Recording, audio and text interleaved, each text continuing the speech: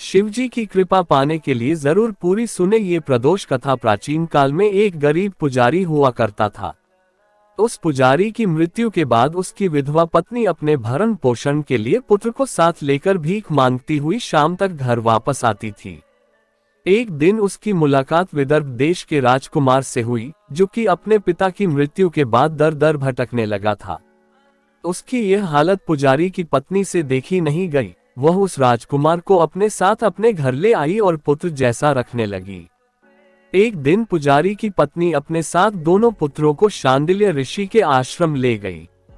वहां उसने ऋषि से शिव जी के प्रदोष व्रत की कथा एवं विधि सुनी तथा घर जाकर अब वह भी प्रदोष व्रत करने लगी।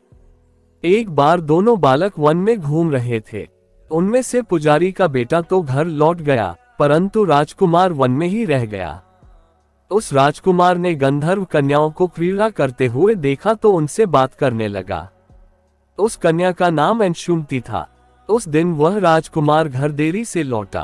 राजकुमार दूसरे दिन फिर से उसी जगह पहुंचा जहां अंशुमति अपने माता पिता से बात कर रही थी।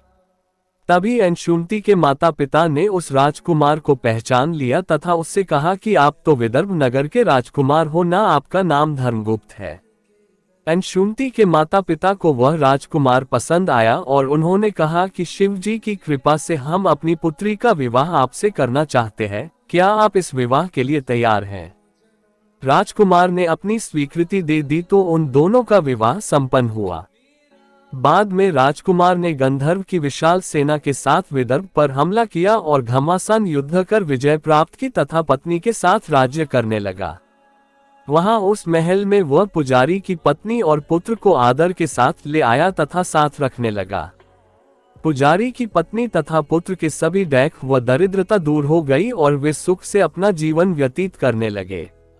एक दिन अंशुमति ने राजकुमार से इन सभी बातों के पीछे का कारण और रहस्य पूछा। तब राजकुमार ने अंशुमति को अपने जीवन की पूरी बात बताई और साथ ही प्रदोष व्रत का महत्व और व्रत से प्राप्त फल से भी अवगत कराया।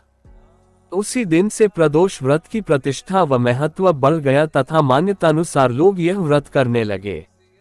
कई जगहों पर अपनी श्रद्धा के अनुसार स्त्री पुरुष दोनों ही यह व्रत करते हैं।